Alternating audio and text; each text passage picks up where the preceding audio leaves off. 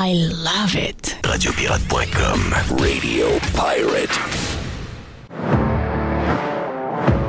Radio Pirate Live sous le soleil aujourd'hui. Puis température pas pire qui s'en viennent au cours des prochains... je dirais la prochaine semaine et demie, c'est quand même pas si mal. Là. L'hiver prend un break. C'est correct. Jerry, t'es salué, mon ami? Yes. Pas mal de choses à jaser en ouverture. D'abord, on veut saluer les gens du Cosmos, cosmostraiteur.com. Mais allez sur nos réseaux sociaux, on a notre fameuse boîte pirate pour le gros match du week-end, le Super Bowl. Donc, on a la boîte football du Cosmos. Elle était déjà pas chère à 115 $ pour tout le monde. Mais pour les pirates et même les pirates cheap, elle est à 100 $, taxes incluses. C'est bon pour minimum 6 personnes. Et si vous avez quelques enfants à travers qui mangent correct, 8 personnes, vous allez être correct. Là. Vous allez voir qu'il y a du stock en masse. Ah ouais, Jerry, t'es bon là-dedans. Aile de poulet? Aile de poulet? Aile de poulet. Aile de poulet. Du Cosmos. Les ailes de poulet du Cosmos.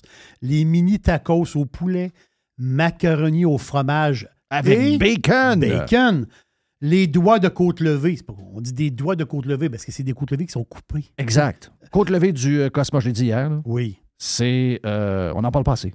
Ils sont vraiment, vraiment écœurants. Les poppers au jalapeno et fromage. Trempette chaude de fromage et artichaut. Les saucisses dans le bacon et les brownies au... Bacon! Bacon! Yes, thank you. Donc, allez sur les différents réseaux sociaux à peu près partout, Mr. White. On est sur Twitter, beaucoup de comptes, mon personnel, celui de Radio Pirate. Vous avez un lien, un code barre, vous allez cliquer là-dessus, puis boum! La boîte est à 100 $ seulement. Avec le prix que ça coûte aller au restaurant maintenant, mais aussi en épicerie, le prix que la bouffe coûte. Juste une petite boîte d'ailes surgelée. Oui. Une petite boîte d'ailes avec... je pense qu'il n'y a même pas de 12 ailes là-dedans. Tout de suite.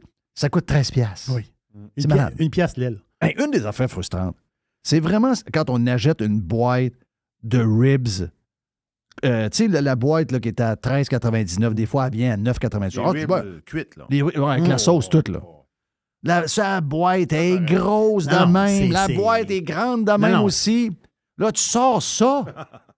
Mais tu dis, mais voyons, non, ça n'existe pas, une rib de cochon grosse de même. Non, c'est des bébés cochons. Là. Mais non, mais même des bébés back ribs, c'est bien plus gros que ça. Je sais. Non, c'est ça. C'est tout petit. C'est parce que la boîte est grosse. La boîte est grosse. Tu vas t'envelopper dans un gros plastique. Oui. Un coup, tu l'enlèves, ben là. Finalement, il y a plus de sauce que de... Il y a plus de sauce que de porc, là. Oui. Tu sais, c'est toujours décevant. Tu sais, moi, je trouve que les bâtons rouges, c'est les meilleurs, tu sais, dans ce type-là. Mais là, tu sais, ça me prend 2 boîtes. Ça me prend une boîte pour moi et une boîte pour ma blonde. C'est ça. Donc, mais c'est l'époque. La protéine est très dispendieuse. Et on le sait, là, tout le monde le sait, Jeff. Là. À un moment donné, ben, on vise pas les restaurants directement. C'est l'époque qui est comme ça. Oh. Donc, le morceau de viande est plus petit, mais tu vas mettre des à côté un peu plus. Autrement dit, la cuisse de poulet est plus petite, tu vas mettre un petit peu plus de frites. Mais c'est ça l'histoire. Ce qui coûte cher, c'est la protéine. Oui, je sais. C'est la viande qui coûte cher. Oui, c'est fou. Hey, qu'est-ce qu'on a aujourd'hui? On a nous. Oui. Ensuite, on a, dans le prochain bloc, on a Joamel. Oui, on va voir Jonathan Hamel. Yes. Puis un bout de boîte avec Jerry. Peut-être une poubelle. Ah! J'ai pas eu de poubelle de la semaine. Non. J'ai pas eu de poubelle de la semaine. Hey, je vous dis ça de même, OK? On est dans la version gratis de... On fait ça d'une certaine manière. On a une autre manière de podcaster le matin qui s'appelle Radio Pirate Prime, qui est déjà fait pour nos membres. Si ça vous tente de devenir... vous allez sur radiopirate.com, vous devenez membre, vous pouvez écouter tout partout, comme vous écoutez en ce moment. Là. Si vous écoutez, il y en a qui écoutent live sur le site de Radio Pirate, il y en a qui écoutent sur TuneIn Radio, mais il y en a beaucoup qui l'écoutent en podcast, Radio Pirate Live. Donc, sur toutes les mêmes applications que vous écoutez, vous pouvez écouter un podcast privé. On a un système spécial, vraiment, on est à l'avant-garde et on vous l'offre sur radiopirate.com. Puis ça, c'est un autre beat. Là. Ça, c'est un autre beat. On a 2 pieds sur le pouf. On prend un gin, puis on jase. Et aujourd'hui, on avait Normand Mousseau, qui est professeur de physique et directeur scientifique de l'Institut de l'énergie Trottier à Polytechnique Montréal. On a parlé de Hydro-Québec. pas un méga fan de Hydro-Québec. Il dit beaucoup de blabla, peu de gestes. En fait, si je résume, c'est un peu ça, Jerry. Et on a parlé également de comment on est en train de travailler sur les changements climatiques. Parce que moi ça m'écoeure. Moi, il y a le bout qui m'écoeure. Moi, je ne fais pas partie de ceux qui ne le voient pas. Là. Moi, je suis un gars de... J'aime les stats. J'aime toutes les patentes de même. Puis quand vous regardez bien comme il faut, il y a un changement. Lui, Normand dit, c'est pas mal tout par nous autres. D'autres que je suis vont dire c'est 50 par l'humain. D'autres vont vous dire, c'est pas mal l'énergie qu'il y a dans la mer. D'autres vont vous dire, ouais, c'est peut-être aussi le soleil qui est en train de changer, les petites patentes, des affaires. Chacun son... Mais quand vous regardez le data à partir d'aujourd'hui, puis aller, mettons, dans les 45-50 dernières années, puis que vous comparez, vous dites, oui, écoute, il y a quelque chose qui se passe à une vitesse assez vite. Puis moi, je pense c'est sûr qu'on est responsable en partie, mais l'histoire de nous taper dessus et de régler une patente de même seulement avec des taxes puis à faire peur au monde, c'est la plus mauvaise idée de la Terre. En tout cas, on a eu une bonne discussion. Ça a duré 1 heure avec Normand Mousseau. 1 heure, pareil. Puis il était bon. C'est le fun parce que vous n'étiez pas toujours d'accord, mais Normand, il est le fun. Puis Normand, il ne refuse pas une invitation. Là. Non, puis en plus, il est en plus d'être généreux de son temps, il est respectueux. Ah oui. OK? Il est respectueux. Mais il voit que je ne suis pas un denier. Puis ça, c'est une des choses que j'ai dit. Parce que ce qui est arrivé, puis je te l'ai raconté un peu tantôt d'une certaine manière, puis j'ai dit aussi à Normand, c'est qu'actuellement, dans l'histoire du climat, OK, ici, ça prend beaucoup trop de place. Je comprends que tout le monde doit faire sa part, mais la réalité, c'est que nous autres, là, on n'a pas bien à voir là-dedans. Tu sais, on a quelques bâtisses qui chauffent, il y a des avions qui lèvent, on a des camions qui se travaillent. On a Hydro-Québec, c'est vraiment un problème. Pas vraiment un problème, Hydro-Québec. Moi, je pense pas. Demain matin, le Québec décide on prend toute une pilule et on s'en va. Là. Et le Québec, là, c'est quoi, 8,5 millions d'habitants? C'est une ville en c'est une crotte de nez, là. C'est ça, là. C'est un village. C'est un village en Chine. Là. C'est un village en Chine. C'est un village en Chine. On est insignifiant dans le monde. Donc, toute l'histoire qu'on se raconte alentour du climat, elle est vraiment exagérée. Pourquoi elle est exagérée de même? C'est parce qu'il y a 2 groupes. Il y a ceux qui font semblant qu'ils ont la terre à cœur, mais que finalement, ce qu'on appelle les melons d'eau. Là. Oui, les melons. Ceux qui font semblant qu'ils sont verts, finalement, c'est une gang de communistes. Puis eux autres, ils en ont contre le capitalisme. C'est leur moyen d'arriver à leur fin. Eux autres, ils voient l'opportunité extraordinaire de mettre fin à cette maudite affaire-là. Puis là, il y a les peureux puis les incompétents ces gens-là, là, de gauche, les communistes, moi, je les adore sur une chose. C'est que je dirais qu'ils ont réussi à rentrer un peu partout. Ils sont rentrés dans les écoles. Ben oui. Ils sont rentrés dans les universités.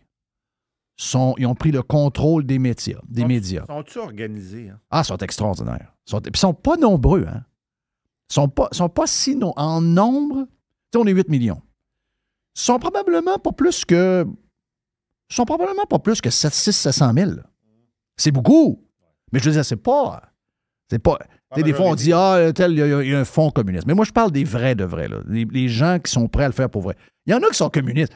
Tu sais, souvent, tu dis, il y a 9 femmes sur 10 qui sont communistes au Québec. Oui. Tu as probablement raison. Mais si on leur enlève... Si, mettons, ils goûtent aux communistes pour vrai, en 24 heures, ils ne sont plus. Là. Non, je suis d'accord avec toi. Là. Mais la gang que je te parle, eux autres, c'est des vrais de vrais. Eux autres, ils veulent qu'on s'habille tous pareil, qu'on prenne le même train, qu'on reste dans la même bâtisse, qu'on mange la même chose, qu'on ait tous les mêmes salaires, tout est pareil, puis le profit n'existe plus, puis des vrais de vrais, des purs et durs, il y en a... Mon feeling, c'est qu'il y en a 600-700 000. Mais ces gens-là, qui sont peu nombreux, ils ont envahi la sphère pour nous contrôler au complet. « Hey, Jeff, t'es complètement conspi. » Ben oui, je le suis, puis ça me fait plaisir de vous en parler. Pris le contrôle des écoles, pris le contrôle. Écoutez bien, là. Quand vous en allez... T'as peu, j'ai-tu ça quelque part? Oui, je l'ai. Quand vous en allez au cégep Garneau... Oui. T'as peu, je l'ai ici, tiens, toi. Quand vous allez au cégep Garneau et que vous donnez à des étudiants les positions de la gauche et de la droite... En sciences politiques, ça? En sciences politiques. Et que vous dites, un humain de gauche, il est altruiste, rationnel, maître de lui-même. S'il est de droite, il est égoïste, irrationnel, esclave de ses pulsions et de ses instincts. C'est ça la grandeur, là. OK? Sur l'économie, la personne de gauche est pour des profits partagés, économie sociale et solidaire et redistribution des richesses. Le gars de droite sur l'économie, lui ou la personne de droite, elle est pour des profits privés qui engendrent des inégalités. Ben ouais. Moi, j'ai une question pour le prof de cégep qui donne ça à nos enfants. Si je commençais à la piger dans ta retraite pour qu'on la distribue de manière égale, es-tu d'accord avec ça? Non, là, il y a un changement. Là. Ah, OK! C'est ça l'histoire. Là. OK. C'est pas tout le temps. Non, c'est pas tout le temps. OK, parce que sa retraite, elle vient pas mal de profit. Ça, c'est pour les autres. OK. Mais pas pour lui. Ouais. C'est ça sur tout, là. Quand j'ai lu ta patente, là, j'étais tellement sûr que c'était pas vrai là, que j'ai vérifié. Moi, je sais que tu as vérifié, tu as demandé à quelqu'un qui travaille au Cégep Garneau. J'ai dit, ben là, ça c'est une farce. Là. Ben oui. Parce que c'est même trop gros. Hein. Ben oui. C'est même pas subtil. Non, ça les 0. Ça les 0. En tout cas, regarde. Là, ces groupes-là sont bons. Là. Ils sont dans les écoles, ils sont dans les cégeps, ils sont dans les universités, ils sont au journal. Il y en a des faux aussi. Là. Il y a des faux. Là. De temps en temps, il l'échappe un peu. Patrick Lagacé, ce matin, fait du Québec bashing, d'ailleurs. Beaucoup de Québec bashing de ce temps-là dans la presse et dans les médias de Québécois. Là. On va se retenir un peu, là, le Québec bashing. C'est les pirates qui font ça habituellement, du Québec bashing. On veut garder on veut garder le contrôle là, sur le Québec bashing. Hey, on n'aime pas ça, là. Commencer à challenger les CLSC puis ça fait de même. Là. Wow. Mais ça, des fois, c'est parce qu'ils jouent à la game socialiste communiste pour faire plaisir au monde, avoir des beaux contrats, mais dans le fond, les autres sont comme nous. Ça c'est des faux. Ça, c'est. Mais il y a des vrais. Il y a des vrais dans les écoles. Il y a des vrais dans les médias. Et ils finissent, où eux autres? Ils finissent par être dans l'entourage politique, dans la machine, et ils deviennent élus aussi. Et les autres élus qui ne le sont pas, ben eux autres, ils ont la chienne. Eux autres, c'est des pas bons. Donc, les pas bons, ils font quoi? Ben, les pas bons, ils vont vous dire, c'est pas ce qu'ils ont envie de dire, ils vont vous dire ce que quelqu'un va... si ça fait plaisir aux journalistes, c'est ça qu'ils vont vous dire. Parce qu'il ne veut pas de mauvaise manchette, il ne veut pas être dans le trouble. Donc, dans le climat, on est là. Il est pas bon ou il est peureux? Les deux. OK. Les deux. Donc là, on fait quoi, là? On a quoi, là? Ben, on a des gens qui jouent... On joue avec le climat, on s'amuse avec ça. Et le pire qu'on a réussi à faire, et c'est justement ce qu'on a démontré ce matin, Normand Mousseau et nous, c'est que ça n'existe pas l'histoire qu'il y a juste les bons, ceux qui ont ceux qui veulent, ils ont la planète à cœur, puis sont prêts à manger des bébites, puis sont prêts à prendre l'autobus, puis sont prêts à mettre le chauffage à 15 degrés en hiver, sont prêts à toutes sortes d'affaires. Puis l'autre gang, c'est toutes des caves. Ça, c'est des deniers. C'est des gars de droite, des innocents, des gros totons. Mais non. Il y en a des totons. Puis, moi, je vais vous dire de quoi dans l'autre gang, il y a du monde méchant. Il y a du monde qui veut avoir votre lunch parce qu'ils veulent partager en faisant rien. OK? Et dans le milieu de ça, il y a le monde. Puis le monde, ben, on est capable de se jaser. Là. Si on était capable... C'est pas vrai que quand tu questionnes, tu es nécessairement quelqu'un qui ne croit pas. Moi, regarde, moi, je le sais, là. Moi, je connais la patente, là. Je veux dire, je suis pas cave, là. Le pourcentage, je l'ai pas. C'est-tu 50 % je sais pas. C'est-tu 42 % je sais pas. C'est-tu 69 % je sais pas. Il y en a qui disent que c'est 100 % Ça, c'est peut-être un peu charrié, mais je sais pas. Mais je sais qu'il y a un changement de climat. Est-ce qu'on devrait capoter là-dessus? Pas tant que ça pour moi. Là. Et chaque défi nous amène des opportunités. Puis calmons-nous les nerfs, l'anxiété, puis priver quelque chose de quelque chose qu'il y a déjà, puis d'y faire pas et de le menacer de l'enlever, tu n'arrives jamais à des bonnes affaires avec ça. La conclusion est jamais bonne. La technique utilisée par nos imbéciles de politiciens influencés par les médias, c'est la plus mauvaise de la Terre. Parce que dans les faits, ces gens-là, ils crissent rien de leur journée. La seule affaire qu'ils ont en tête, c'est de vous taxer. C'est la seule affaire. Puis, by the way, j'ai oublié les entreprises aussi. Beaucoup d'entreprises qui font semblant d'être une gang d'écologistes. C'est des opportunistes. C'est des gens qui, pour l'image, puis avoir des programmes, puis ils voient une opportunité parce que le cash est là.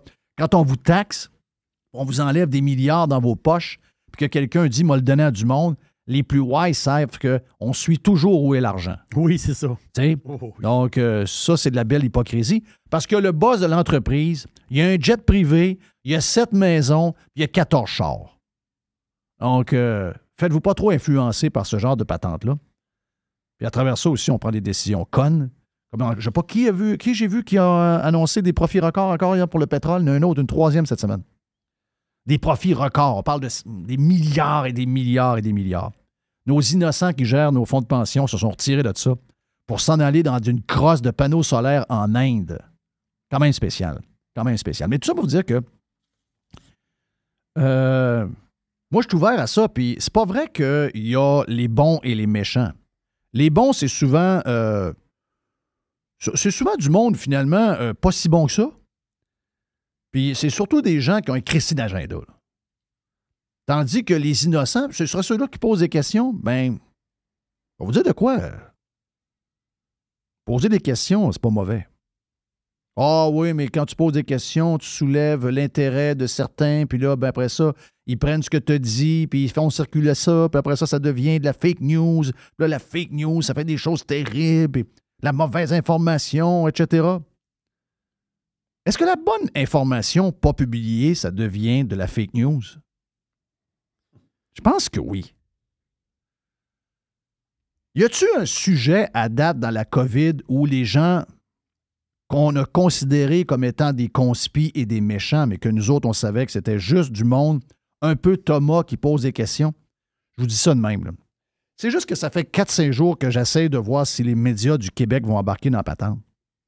Et que finalement, ils font semblant que cette nouvelle-là n'existe pas. C'est la gang de... comment il s'appelle? C'est dans tous les journaux du monde. Vous pouvez le trouver partout. Gold Standard? Oui, exact. Donc, c'est dans le Daily Mail que je le prends. La nouvelle est sortie jeudi passé. OK? Et là, elle fait le tour du monde.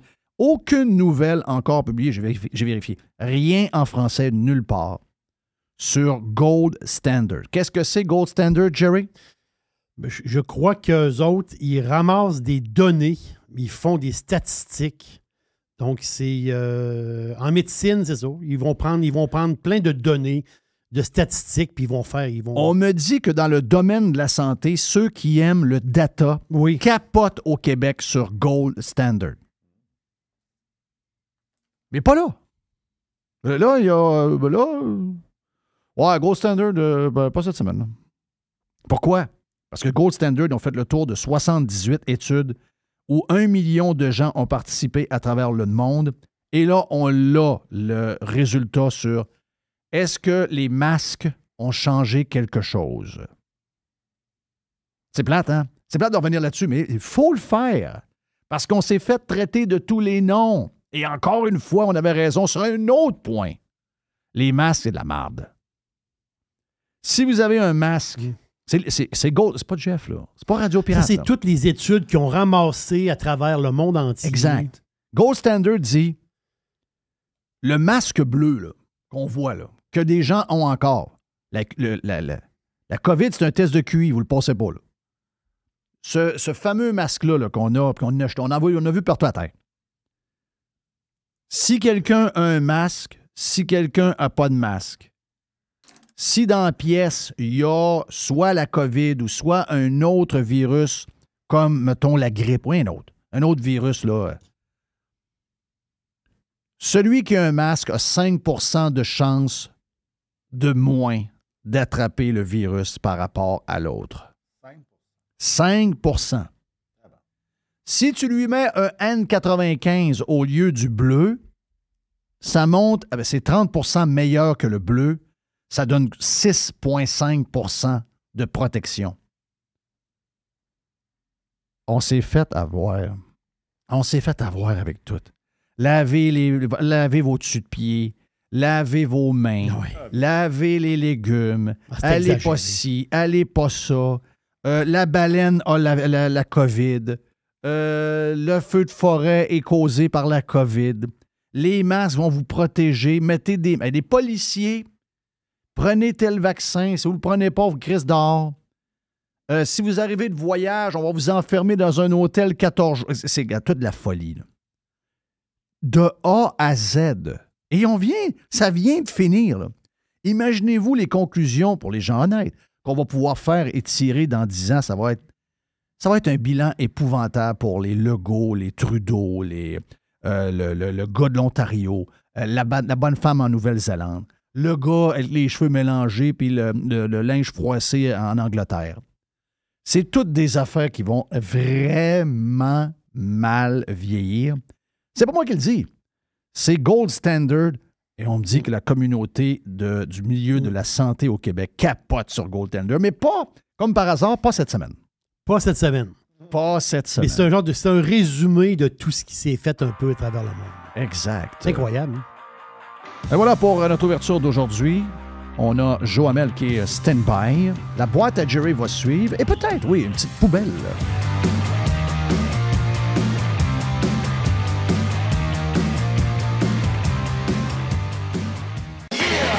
Juste du bon stock. Every hour. Du bon stock. RadioPirate.com. Get pirate or get out. How do you do? RadioPirate.com. Radio Pirate.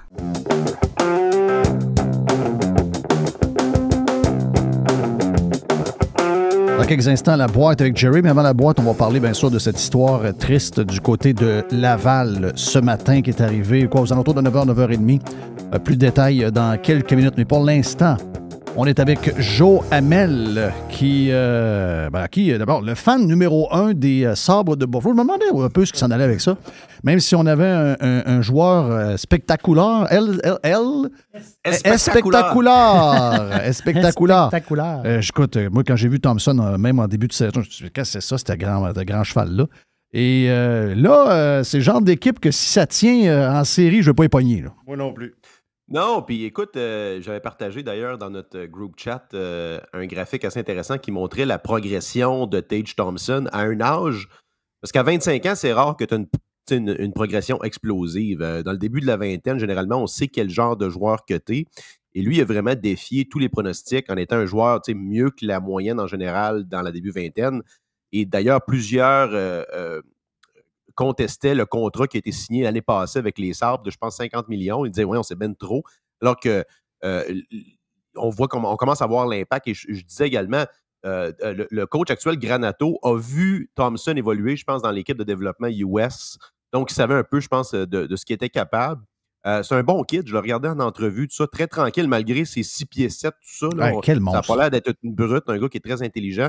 Et les Sabres ont signé hier Dylan Cousin. Ah oui, ils ont ramassé deux groupes de jeunes. Ouais, hein? le jeune qui vient de Whitehorse, Yukon. Ah! Du Yukon. Un autre qui a un très bon shot. Donc, ça, c'est le centre du deuxième trio. Donc, ils sont en train d'attacher les jeunes là, autour de l'équipe. Il va rester, il y a Rasmus Dahlin, le défenseur étoile, qui a plus de 60 points en passant. C'est incroyable. Qui devient Restricted Free Agent, je crois, l'année prochaine. Donc, le cœur de l'équipe là, est en train de se former. Et go Sabre go, je pense qu'on s'en va dans les séries. Oh oui, il y a quelque chose qui se passe. Puis c'est drôle de voir la foule parce que, tu sais, Buffalo n'avait pas été gâté bien les dernières années. Plus de déception qu'autre chose. Avec bien des joueurs qui auraient pu amener cette équipe-là ailleurs. Et puis, tu sais, de décider de s'en aller au centre-ville de Buffalo, connaître un peu la place, puis de s'en aller partir des quartiers, puis de s'en aller, disons, on va aller voir les Sabres, il faut que tu sois attiré pour vrai. Puis là, la place est pleine, mais le monde a du fun. Là. Donc, exact. Écoute, à guichet fermé, les matchs à domicile. Mais l'équipe a plus de misère à domicile que sur la route. C'est quand même incroyable. Les statistiques sont assez évocantes là-dessus. Yes. Bon, on commence par tes sujets. Demande en lithium pour les véhicules électriques. C'est drôle parce que ce matin, comme je le disais en ouverture, j'ai eu Normand Mousseau qui est le professeur de physique. Lui, c'est un gars qui a un char électrique. C'est un gars qui est pour. Il regarde ce qui se passe. Il n'est pas très, très gentil envers les gens de Hydro-Québec. Ils disent qu'ils sont mêlés dans le lacet, pas à peu près. Mais tu sais, lui, il dit, écoute, parce que j'ai soulevé les questions sur les défis qu'on a vus, entre autres, en fin de semaine. Des chars qui faisaient la queue et qui étaient pas capables de se rendre. Puis là, une et deux chargeurs de Tesla, entre autres. Une sur deux qui ne fonctionnaient pas parce que probablement qu'Hydro-Québec les avait coupés. Il y a énormément de défis dans toute cette transformation-là qui nous est annoncée. On sait que, Toyota eux autres sont plus ou moins, en tout cas, par rapport aux autres, ils n'ont pas la même stratégie. Les autres, on pense plus que c'est l'hybride 100% électrique, on n'y pense pas bien. Toi, tu parles de la demande en lithium pour les véhicules électriques. Qu'est-ce qui se passe avec ça? Ben, en général, je pense que la demande, c'est parce que où je veux en venir avec ça, c'est qu'il y a un pivot qui est en train de s'organiser dans, je pense, le narratif médiatique et politique de la gauche autour des véhicules électriques. Ce que tu as dit dans ton introduction, c'est vrai. Moi, j'ai toujours été sceptique et je pense que la plupart des gens, les ingénieurs, etc., les gens qui ont une base en thermodynamique, en physique, doutent quand même fondamentalement du fait qu'il va y avoir une transition de 100%. Parce que ça a toujours été ça un peu mon problème avec les fanboys de Tesla. Ils nous présentaient toujours le bull case comme quoi que ça va devenir un peu comme l'iPhone. Du jour au lendemain ou presque, tout le monde va avoir une Tesla. J'ai toujours un peu douté de ça. C'est quand même, je pense que c'est évident qu'il va y avoir une croissance de la demande en lithium et des minéraux stratégiques pour notamment les véhicules électriques, mais pour l'électrification en général. Moi, je pense qu'aussi quelque chose qu'on oublie de mentionner, c'est la vraie révolution électrique, à mon avis, c'est les vélos, c'est les petites motos, les scooters, etc. Ça, en ville, on le voit beaucoup, là. Écoute, sur les pistes de vélo, Jeff, c'est une révolution. Là, on voit des personnes âgées qui probablement étaient peu ou pas actifs avant, qui maintenant sont capables de faire des rides de vélo. On voit des livreurs avec des petits scooters électriques. Donc ça, je pense que c'est beaucoup plus transformatif que la voiture elle-même ou la voiture hybride, si on veut. Mais la voiture, là, regarde, moi, je m'en suis commandé une. Je ne sais pas si je vais l'avoir avec le taux que je vais avoir. Je verrai si finalement je la prends, là. Mais tu sais, je la prends comme deuxième voiture. C'est pour m'amuser un peu, puis dire, je me promène, je ne paye pas de gaz, mais je comprends que je ne fais pas ça pour... moi, la première raison pourquoi je l'ai faite, c'est que je voulais avoir un chèque du gouvernement pour la première fois dans ma vie. Oui, c'est ça. Ça, la vraie histoire, c'est... Puis, mais tu sais, qu'il y ait une diversité dans l'offre.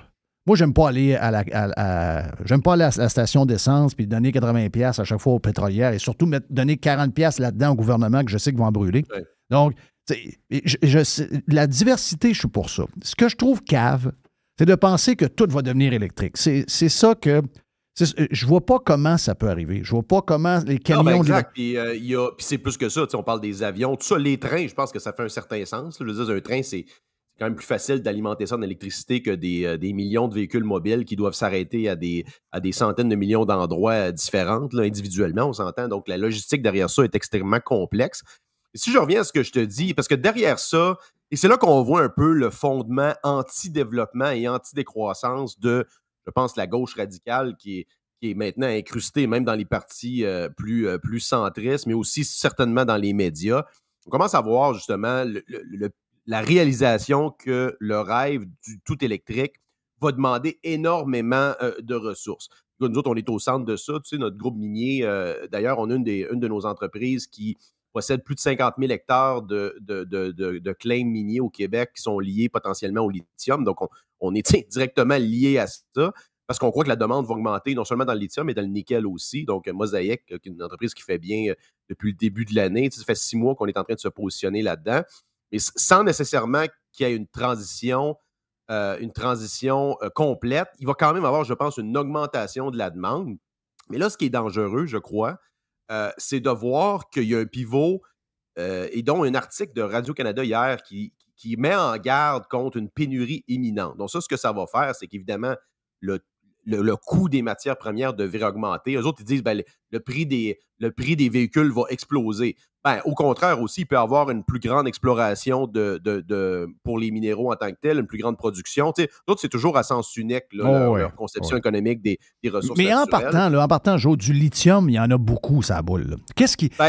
Oui, c'est ça, exact. Il y en a un peu partout. C'est un peu comme, c'est un minéral qui est pas comme l'or, là, on s'entend, c'est plus facile à trouver. Pas tous les types de lithium qui sont facilement extractables ou transformables en batterie aussi. Voilà, il y a une question géochimique au travers de ça. Oui.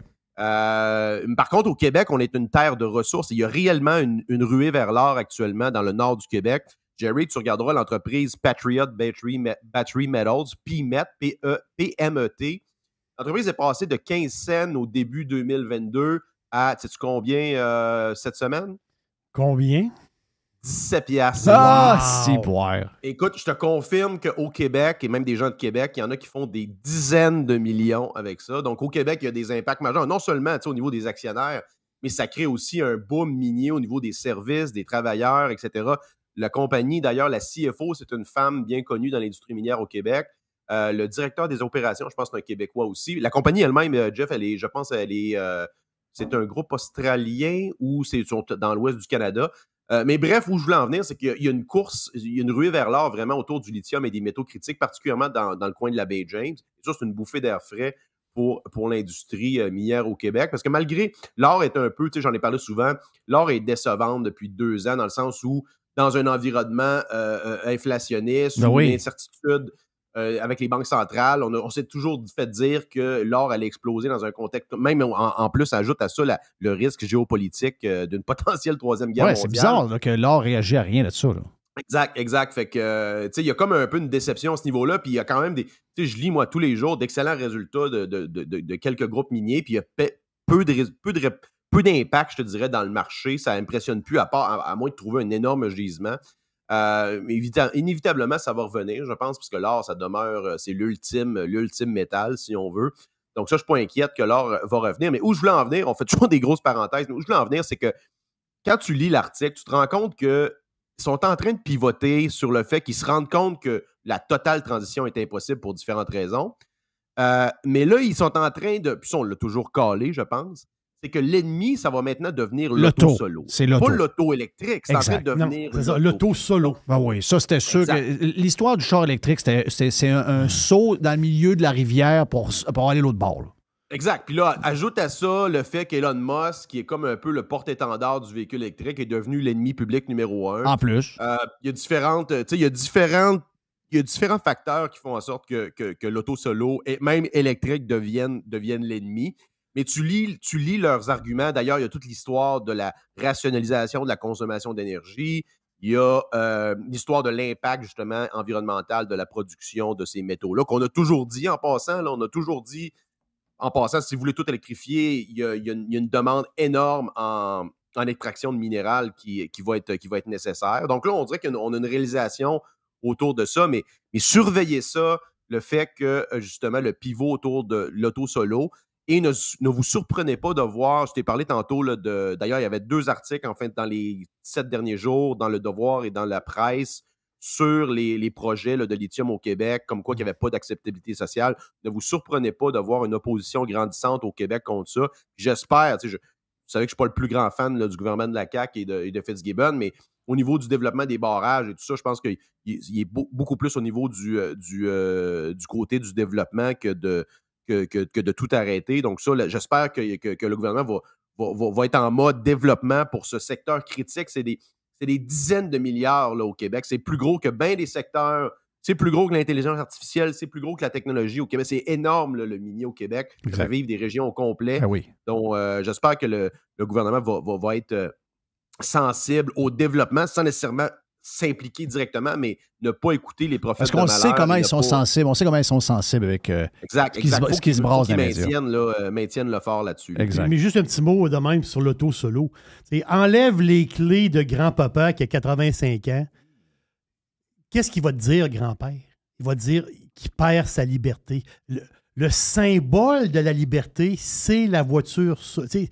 Quand tu as ton char, tu peux aller où ce que tu veux, quand tu veux.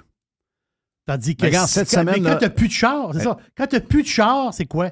Ben là, ce qui arrive, c'est que là, tu es dépendant des autres. Oui. C'est carrément ça. Tu es dépendant d'un service public. Écoute, puis c'est une question vraiment de centre. C'est une réalité urbaine. Là. Puis on a vu, écoute, ça me fait tellement pivoter sur mon autre sujet. Le problème du transport collectif, vraiment, c'est extrêmement inefficient pour le montant investi. D'ailleurs, tu as vu la ministre des Transports qui nous a enfermés avec des conférences de presse avec un tank en arrière. Oui. Mme Guilbeault a annoncé cette semaine que pour pallier, parce que là, tu sais qu'il y a probablement une baisse de la demande, en passant, les trains, les métros, les autobus, ça fait des déficits depuis la nuit des temps. Là. Ça n'a jamais été rentable pour... Vraiment, c'est une entreprise publique, donc c'est rarement rentable. Mais structurellement, c'est des entreprises des organisations qui sont non rentables. Et ça, c'est de l'éléphant dans la pièce, en fait. C'est de toujours ce qui est promu par les politiciens de gauche et même de centre maintenant, supposément de centre. C'est cette espèce de fantasme pour les trains et pour le transport en commun. Ça a toujours été une équation économique un peu flouée. Et là, on commence à se rendre compte. Et là, ce qui est intéressant, c'est qu'on s'en va peut-être dans un contexte de déficit, de récession avec moins de revenus, notamment pour l'État. Et là, ils voient les demandes de différents groupes qu'ils ont tenté de flatter dans les dernières années. Et je pense que la stratégie de dire qu'il va y avoir une consultation pour le financement des transports en commun, c'est de dire, regarde, vous n'aurez pas de chèque en blanc, il va y avoir une consultation, mais je pense qu'il les prépare tranquillement à avoir une déception. Là. C'est vraiment du damage control, cette affaire-là. Et il repousse, je pense qu'il kick la canne en avant pour ne pas s'embarquer dans des projets de fous. La plupart, d'ailleurs, ont du plomb dans l'aile. Regarde le tramway à Québec. Tu sais, doit faire face à une réalité où, regarde, tu as vu l'article qui disait que le centre-ville de Montréal va encore baisser, je pense, de 20 dans les prochaines années. Il va y avoir 30 de buildings vides à la fin de la décennie. Comment tu peux réconcilier ça avec le fait qu'ils veulent d'autant plus d'investissements dans les trains, etc.? Regarde le REM ici. Il y avait une certaine demande, je pense, avec les trains de banlieue, une demande énorme et je pense que c'était un non-sens de voir qu'il n'y avait aucun lien avec l'aéroport de Montréal. Tu es obligé de prendre l'autobus là, si tu veux pas y aller en taxi ou en Uber avec ta voiture. Ça, c'est spécial. Donc, tous les aéroports majeurs, je pense, ont un lien soit en métro ou en train là, vers le centre-ville. Ça, c'était l'ultime priorité qu'ils ont réussi à jinxer en passant. En plus. Le reste, là, ils parlent de l'amener dans l'Est, ils parlent de... je suis ambivalent. Des affaires comme, par exemple, le TGV entre Québec et Windsor et... Je veux dire, les trains... Ça faisait du sens, je le prendrais. Je l'ai pris plusieurs fois, moi, le train Québec-Montréal. C'est pas si pire. Le problème, c'est que c'est long. C'est très long. C'est quasiment 3h30. Tu sors de là bien chaud. Là. Si t'es en première classe, tu sors de là bien chaud. Oui, c'est ça. L'avantage, c'est que tu peux, mettons que tu as un rendez-vous dans l'avant-midi, tu pars tôt le matin, tu peux travailler tout le long, tu es sur ton laptop, tu fais des appels. Ça, je veux dire, il y a quand même de l'agrément pour ça. Le problème, c'est que les wagons et le service est quand même assez désuet avec Via Rail. Un lien qui ferait énormément de sens, Jeff, c'est Montréal-Toronto. Je l'ai déjà fait, moi, 2 fois. Je pense que ça prend quelque chose comme 5 heures. C'est quand même assez long. Par contre, si t'es pas pressé, c'est pas pire. Tu arrives directement à Union Center, là, Union Station, centre-ville. Alors que, un vol prend quoi? 50 minutes, mais là, tu arrives à l'aéroport, ça te prend 1 heure dans l'aéroport, peut-être un 45 minutes de sortir l'autre bord. Si le voyage en train prendrait, mettons, 2 heures ou 2h30, on pourrait peut-être faire le voyage en train. Là. C'est quelque chose qui serait pas mal plus Même chose, rentable. l'autre bout aussi, puis je comprends là, qu'on est dans 2 pays, là, puis il y a un grand bout où il n'y a rien. Là. Mais Montréal, puis côte-est, donc aller s'accoter sur New York pour avoir accès à Philadelphie, Connecticut, à une certaine mesure quasiment Boston qui n'est pas trop loin, Washington n'est pas bien loin non plus. Donc, s'en aller où il y a à peu près 100 millions de personnes, c'est pas pire aussi. Je comprends que là, tu fais affaire avec 2 administrations, c'est compliqué, puis qui paye le bout de où? Les Américains vont dire, moi, c'est payant pour tout venir à New York. Moi, New York, Montréal, je suis pas sûr que ça l'est tant que ça. Il n'y a jamais eu de développement autour du... Le rail, ça a toujours été des marchandises en Amérique du Nord, ou à peu près depuis quoi, depuis la fin, le milieu du siècle, avec la croissance des autos, quoi, dans le baby move, les années 50. C'est une question de richesse aussi. Les gens sont en général plus riches qu'avant. Souvent 2 ou même 3 véhicules par famille quand il y a des enfants. Donc, les gens sont plus mobiles, puis l'infrastructure s'est développée autour de ça. Donc, que veux-tu? Je pense pas qu'il va y avoir un retour à 180 degrés pour tout pivoter l'infrastructure routière. Puis l'autre affaire, pas rien que ça, c'est que quand il parlait du TGV Québec-Windsor, bon, mettons, on veut s'en aller à Toronto. Les prix qu'il parlait dans le temps, si, mettons, je vois avec mes 2 enfants, ça me coûte genre 1200$ aller-retour, aller à Toronto. Mais là, je vais prendre mon char. Je veux dire, ça prend pas. On prend un vol, à la limite. Là, à 1200$, à 4-5, on prend un vol privé. Là, exact. Oui, c'est ça. À 5-6 gars, là, à la New York, ça coûte 1500$ chaque en passant avec un jet. Là. Pas un jet, mais un avion à hélice. Là. Donc, privé que tu débarques, tu décolles sur le tarmac à Saint-Hubert. Là. Donc, mais là, comment ils vont faire? Là? Comment ils vont faire trouver ce cash-là? Là, il lui manque 78 millions bouclés l'année. Comme tu dis, on voit qu'il y a des compagnies qui sont actuellement au centre-ville, comme que leur bail est fini. Probablement que les employés, s'il y en a encore là, vont prendre le bord de chez eux et vont trouver d'autres choses. Donc, il y a un changement là, radical dans comment on vit en ce moment. Ça va complètement à l'envers de ce qu'ils veulent. Mais je veux dire, c'est sûr qu'ils ne montreront pas le prix des utilisateurs. Là, elle dit, je ne veux pas de nouvelles taxes parce qu'on n'a pas faim de nouvelles taxes en ce moment. Les Québécois payent tout assez cher. Ça, je ne crois pas ça. Là. Moi, je pense que ça va finir par une taxe. Il y en a déjà, en passant. Ouais, pour le transport en commun, il y en a Ouais. déjà une à Montréal qui est financée sur l'essence en passant. L'essence et les immatriculations. Ils veulent en mettre une à Québec. Oui, mais immatriculation, tu l'as à Montréal aussi, 75$. Oui, aussi. Donc ça, je pense que ça va se poursuivre, ça va probablement être augmenté. Là, il faut surveiller aussi leur folie de la taxe au kilomètre au lieu de la taxe sur l'essence, là, parce qu'ils voient une éventuelle baisse, justement, parce que les véhicules électriques, justement, ils ne participent pas justement au financement à travers l'essence. Donc, il faut qu'ils comblent cette... Mais ça, c'est de la cette folie. perte-là, ultimement. Oui, mais ça, c'est de la folie. Non, c'est totale folie. Puis en passant de voir, rappelle-toi, c'était la Chambre de commerce du Montréal métropolitain qui poussait pour ça. Ça, c'est vraiment les organisations les plus dangereuses au Québec, là, les chambres de commerce. Moi, je pense que tout commerce, dans les 2 dernières années, qui n'a pas réalisé ça, doivent se désaffilier de ces organisations-là. Arrêtez de donner votre argent à ça. Ce sont des bras, c'est maintenant le bras, c'est un bras de relations publiques du gouvernement pour la plupart. Oui, c'est clair. Il ne faut pas toutes les mettre même dans le même panier, parce qu'il y en a quelques-unes, j'imagine, parce que la travaillent un taxe, peu dans les régions. Là. La taxe du déplacement qui parle, là, du kilométrage, on l'a dans le gaz. Plus tu brûles du gaz, plus tu fais du kilomètre, plus tu payes de taxes sur l'essence. Et avec aussi les camions, c'est dans tout le transport en général. Exact. Là, cette taxe-là, elle est directement Elle intégrée. existe déjà. Mais pour les chars électriques, chargez-leur 200$ quand ils vont mettre le plaque. Dis, garde, toi, ta taxe sur l'essence, je dois te charger parce que tu utilises les mêmes routes. C'est 200$. Ça finit là. Je veux dire, c'est pas bien compliqué. Hey, dernier point. Oui, vas-y donc. Parlant de technologie green, écoute, ça, c'est une histoire. Oui, c'est la dernière histoire. Si on commence à voir, c'est toutes les promesses des 10-15 dernières années, on est en train de voir un peu l'aboutissement de ça. Parce que, tu sais, l'idée qu'on va transitionner à 100%, l'idée qu'on va avoir net zero emission, tout ça, ça fonctionne tant que tu es dans une perspective de promesse. À partir du moment que tu es dans un mode livraison, puis de voir l'impact de toute la folie, justement, ESG. D'ailleurs, ça commence à être initié, là. En finance, ça commence à être discuté, le fait qu'on est peut-être allé trop loin avec ça. D'ailleurs, même BlackRock a annoncé qu'il commençait à avoir de l'eau dans le gaz un peu avec le narratif ESG, ce qui n'est pas rien en passant. Là. Tu ne peux pas affirmer ça dans les dernières années sans être catégorisé comme un hérétique là, en finance. Oui. Donc, un exemple là, concret avec Rio Tinto. Je ne sais pas si tu as suivi cette histoire. Oui, je l'ai vu. J'ai vu. Rio Tinto et Alcoa qui ont développé au Saguenay, un coin que tu connais bien, les chums à la liminerie d'Alma et c'est quoi l'autre, Arvida, je pense? Il y a Arvida et la Terrière et la baie. Exact. La technologie Helicis développée au Saguenay par Rio Tinto et Alcoa pour produire de l'aluminium sans émettre de gaz à effet de serre pourrait ne pas pouvoir être implantée dans les alumineries du Québec parce qu'elles sont trop vieilles, selon les dirigeants de Rio Tinto. Mais là, ce qui est drôle, c'est que Rio Tinto, il y a 218 millions qui ont été investis là-dedans, dont la moitié ou plus qui vient des gouvernements. Donc là, vous voyez, ça, c'est le corporatisme à son meilleur. Là. On ramasse l'argent du public pour investir dans des projets de façade comme ça. L'entreprise bénéficie du PR relié à ça. Les gouvernements en bénéficient, coupent le ruban, tout le monde est content.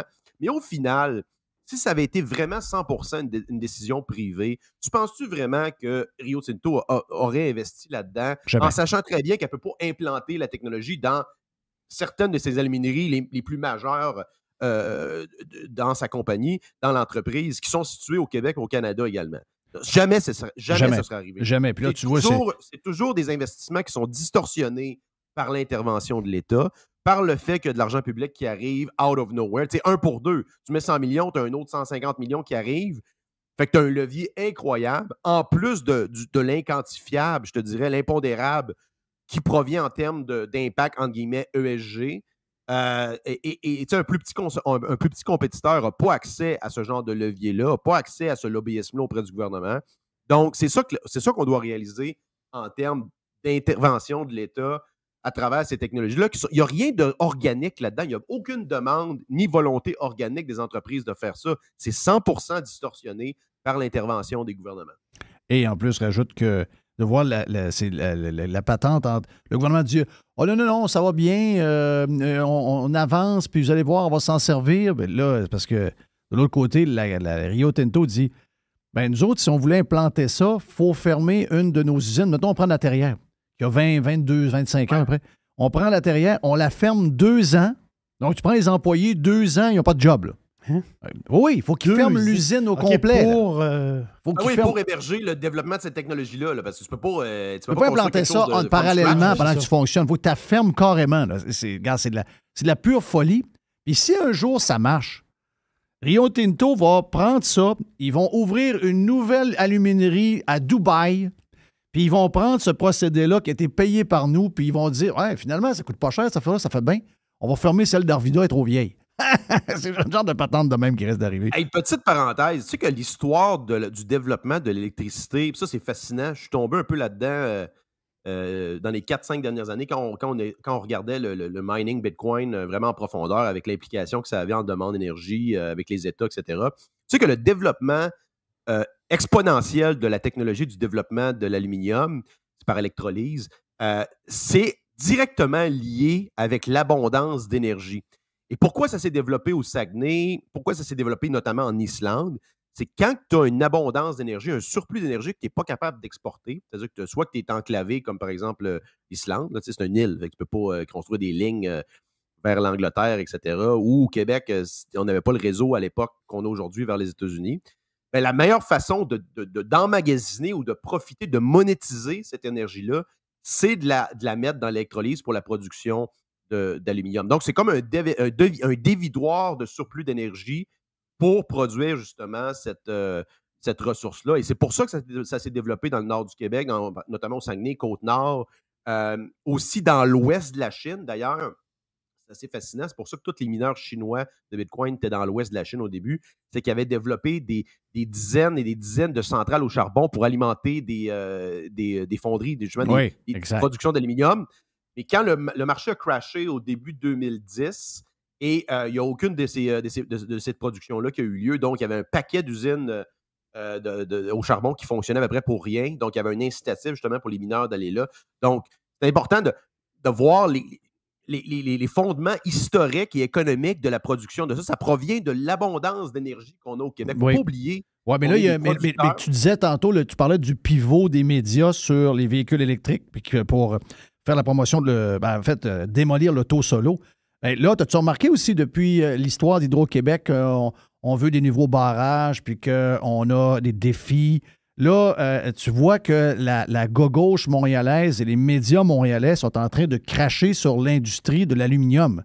Donc, pour eux autres, on annoncerait qu'on arrêterait on couperait l'électricité aux alumineries du Québec, puis que tout le monde perde le job, puis que ça s'en aille avec le baluchon. Moi, je pense que dans les médias, tout le monde célébrerait ça, là. Non, eux autres s'en sacent complètement. Puis il faut que Hydro-Québec revienne à la base. Ce sont des producteurs et des vendeurs et des transporteurs d'énergie. Ils n'ont pas à avoir aucune position géopolitique quelconque sur aucun autre sujet que tout ce qui implique la production et la vente d'énergie. Et comme j'ai dit tantôt, moi, je suis 100% derrière Fitzgibbon. Là. Go, on développe des barrages. 13, ça en prend peut-être, ça en prend 15, Jeff. Go, c'est un projet c'est un projet pour le Québec. Là. 200% d'accord avec toi. Plus d'énergie.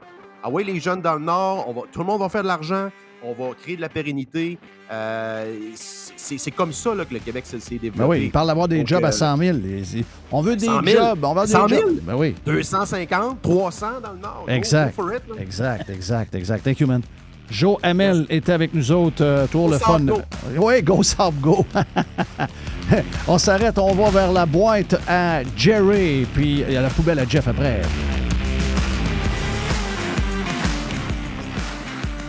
Radio Pirate. Do you like it? Yeah. 100%. Pirate. Thanks for listening to Radiopirate.com. Radiopirate.com. OK. On va parler de ce sujet-là qui est un sujet un peu spécial. Surtout, on pense aux parents qui vivent cette tragédie dans le coin de Laval, mon ami Jerry. Sainte-Rose, Laval. Donc, un coin que je connais comme le fond de ma poche. Ah oui? Oui, mon ami Johnny, qui est décédé aujourd'hui, mon chum d'enfance, était déménagé, mon ami, à l'âge de 18 ou 19 ans à Sainte-Rose. On s'est amusé pas mal à Sainte-Rose. On s'en allait dans beaucoup de coins de Laval. On s'est amusé aussi pas mal sur le lac des Deux-Montagnes, il faut le dire. Mais oui, je connais très bien le coin. Donc, c'est dans le secteur de la terrasse du frein. Donc, je pense que c'est un genre de cul-de-sac. C'est une rue qui mène avec un cul-de-sac. Et là, il y a une garderie qui est là. Puis là, il y a une bus de ville là, qui est rentrée dans la garderie. Boum! Je dis, le tiers de la bus est dans Baptiste. Ouais. Mais moi, c'est le. D'abord, on sait qu'il y a des enfants qui sont qui seraient blessés. Il y en a qui seraient gravement blessés. Là, j'ai vu que... Il y en a qui étaient pris en dessous de l'autobus. Hein? Oui, c'est Pascal Robida de Radcan. C'est lui que j'ai pogné sur Twitter. Là. Twitter, on va dire c'est pratique pour ça. C'est probablement ce qu'il y a de plus rapide maintenant. Avant, Exactement. c'était la radio. Avant, Oui. c'était la radio AM au début, puis après ça, c'était même le FM, puis là, maintenant, c'est Twitter. Donc, Robida écrit, il dit c'est un bilan provisoire. Il dit il y a 5 enfants gravement blessés, dont 3 enfants qui seraient en arrêt cardio-respiratoire. Il y aurait des enfants qui auraient été pris en dessous de la bus. La bus, comme je te dis, une partie de la bus est dans Baptiste. Là. Ouais. Mais, ce qui est capoté, là, c'est que le chauffeur a été arrêté et il pense que ça serait intentionnel. Arrête, dis-moi pas ça. Ouais. C'est ce que j'ai vu. Là, j'en sais pas plus que ça. Wow. Wow. Là, c'est un désastre, c'est terrible. Oui. Qu'est-ce qu'on a d'autre dans le boîte, Jerry? On veut saluer les familles. Oui, puis, oui. on Non, va être avec eux autres. c'est quelque chose. Qu'est-ce qu'on a d'autre dans la boîte? Tout devient un peu secondaire. Je comprends. On va en savoir plus. En ce moment, on ne sait pas. Regarde, ça a fait boum. Là. Je pense que c'est vers 8h30, 9h ce matin que c'est arrivé. Mhm. Ça, tu sais, on est dans une époque, Jeff, où on pèse un peu sa pédale de la peur. Tu sais, il y a une pédale de frein, il y a une pédale de gaz. La pédale de gaz, pour les affaires de peur, des fois, on pèse un peu trop fort. Est-ce que tu te rappelles comment on avait entré la peur pour la COVID? Entre autres, quel pays nous a allumés sur la COVID? C'est l'Italie? Exact. L'Italie, et une des photos qu'on a utilisées pour faire peur au monde, c'est qu'on avait utilisé un genre de gymnase. Ah oui. Ah oui. Est-ce que tu te rappelles de ça? Oui, je me rappelle. Puis on avait mis des cercueils, là, il y avait genre 200 cercueils, Oui, puis là, on disait, dans le regarde, gymnase. ça c'était à Bergamo. C'est à Bergamo au printemps 2020. On a dit, gars, ça c'est tout du monde mort de la COVID. Est-ce que vous savez la suite que je vais vous dire? Non. Me semble. OK. C'est une... finalement, les gens ont découvert, puis c'est carrément ça, là, tu le vois par les... tout est là. Et tout est encerclé, c'est que tu vois que cette photo-là a été réutilisée. C'est une photo qui date de 2013. Lampedusa, donc c'est à Lampedusa, utilisée en 2013. La même photo avec les mêmes personnes dessus. C'est dégueulasse, hein? C'était le début. C'était au début. Ça, c'est carrément au début. Oh, m'en l'Italie, rappelle. c'est carrément au début. Donc, Au on avait début? utilisé cette photo-là, Ouais. et là, ben, ça circule en disant, ah ben, sacrément, ils ont pris une photo, ils ont fait semblant que c'était 2020. C'était 2013. Donc, rien pas pour... que- Au début, tout ce qu'il nous disait, on le croyait. Là. Tout ce qu'on voyait, on le croyait. Oui, Au début, là. faut jamais croire. Faut toujours laisser le temps, faut laisser aller le temps. Faut jamais les croire sur le moment où ça arrive. Jamais, jamais, jamais. Donc, pour mon affaire de peur, c'est que dans l'immobilier, on sait là, les hausses de taux. Hein. On s'entend-tu que bon, ça a claqué pareil. C'est 4,5 % de hausse de taux sur un an. Là. Il y a pas grand monde. On n'a pas vécu ça, je pense, dans notre vie. Là. Mais l'affaire, c'est que il sort. Il y a des textes qui sont sortis, on voit des choses passer sur les réseaux sociaux. Ils disent que le quart des... Je répète, écoute bien ça, là. Le quart des Québécois avec une hypothèque pourraient être forcés de vendre leur maison. Ils ne pourront plus payer. Ouais. Attends. Là, tu lis le texte. Je comprends l'histoire. Là. Les hausses de taux, l'éclatement de la bulle, les maisons, le crash, telle affaire. Mais là, il y a 2 affaires. Le quart des Québécois, pensez à ça 2 secondes. Là. Le quart des Québécois, avec une hypothèque, pourraient être forcés de vendre. Et l'autre statistique, 14 % d'entre eux vont le faire dès cet été, là en 2023. Là. OK. Mettons qu'il y a 2 millions de maisons. Oui. Condo, maison, qu'il y a des propriétaires. Oui. Ça veut dire qu'il y aurait 500 000 maisons à vendre. Ben, c'est ça, le quart. Je ne veux pas diminuer ce qui se passe. Mais ça, c'est un coup de pédale à gaz. Là. Ça, c'est trop intense. Ça, Calmez-vous une heure. premièrement, je l'adore, M. Leblond. Là. C'est un gars que je connais, puis il est très bon, là. Sauf que c'est un gars de faillite, là. Ça fait 3 ans qu'ils n'ont pas de faillite. Ils ont hâte que les faillites commencent. Mais tout ça pour dire que... C'est parce que l'argent du gouvernement qui a aidé, oui, du monde, mais il a aidé des entreprises aussi. Il n'y a plus de faillite. Les compagnies qui gèrent les faillites ont manqué de faire faillite. Oui. Pour vrai, là. Non, je sais. C'est un peu ironique de dire ça, mais... Trudeau a tellement imprimé d'argent, puis les prix ont tellement explosé, puis le monde, en restant ici, puis en étant enfermé, ils ont décidé de faire... L'économie s'est mise à rouler comme jamais. Puis là, en ce moment, on a comme l'impression qu'on vit une genre de pause économique, mais mon feeling à moi, là, c'est qu'on est en train de retomber dans un monde normal. C'est pas aujourd'hui qui est anormal. Ah, ça baisse, c'était... Non. C'est les 2-3 dernières années qui étaient anormales. Là, on tombe dans un monde normal. Et moi, je ne veux pas diminuer ce que Trudeau, la Banque centrale a fait, puis tous les gouvernements, là. C'est pas le but. Sauf que calmons-nous une heure. Je ne sais pas pourquoi il y a des gens qui ont... Il y en a qui rêvent de la misère. Je ne sais pas pourquoi, pour avoir raison. Souhaitons-nous pas ça, puis ce chiffre-là n'a pas rapport. Ah, ça n'a aucun rapport, ça. Ça n'a aucun rapport. Mettons qu'il s'est vendu, je ne sais pas moi, mettons qu'il s'est vendu 200 000 maisons dans les 2 années. Il y en a qui ont payé trop cher, il y en a qui ont fait de la surenchère, il y a plein d'affaires qui sont arrivées. Là. Mais il y en a la moitié là-dedans qui ont pris des taux fixes, puis il y en a, mettons, une autre moitié. Donc, il y en a 100 000 qui ont pris des taux variables. Puis je sais qu'il y a des gens qui ont acheté des maisons avant la COVID, que leur taux variable, ou encore que leur taux qu'il y avait pour 5 ans, il finit là. Je comprends qu'il y aura un chambardement pour eux autres. Sauf que ceux qui ont acheté dans une certaine période, pas si lointaine que ça, leur maison, il n'y a pas eu de surenchère. T'sais, leur maison, ils l'ont payé un prix normal. Bien, la maison qui aujourd'hui vaut 450 000, ils l'ont payé 200 000. Oui. Ils ont une hypothèque il leur reste une hypothèque de 69 000. Oui, lui, il n'y a pas de stress, eux autres-là. Ceux qui sont dans la marde, c'est ceux qui ont acheté pendant la COVID, qui sont pognés avec du taux variable là, puis qui ont acheté une maison beaucoup trop chère pour la valeur qu'elle a, puis qu'il va y avoir un ajustement. C'est sûr qu'il va y avoir un ajustement. Oui, mais ça, c'est pas le quart des Québécois. Là. Ben, c'est pas le quart des propriétaires. Non. Je peux comprendre que le quart de ceux qui ont acheté une maison dans les 2 dernières années, c'est ça la différence. Mais sais-tu quoi? Connaissant les journalistes, je suis sûr que M. Leblond, c'est ce qu'il a dit. Oui. Tu connais la patente? Je connais la patente. Puis, ça se peut que le journaliste n'a même pas voulu... Peut-être des fois, c'est même pas intentionnel. Il est juste incompétent. Oui, c'est ça. Il est juste pas bon. Oui. À chaque fois que tu parles à un journaliste, tu regardes ce qu'il écrit le lendemain, tu te dis, voyons, sacrément, c'est pas ça que j'ai dit pantoute. Ça, c'est plate pareil. Hein? Ils comprennent rien. Non, ils comprennent rien. Pour ça, qu'est-ce qu'il y en a en boîte? Je suis sûr de faire mélanger. Ma boîte est très, très désordonnée dans ce temps-ci, vraiment. Là.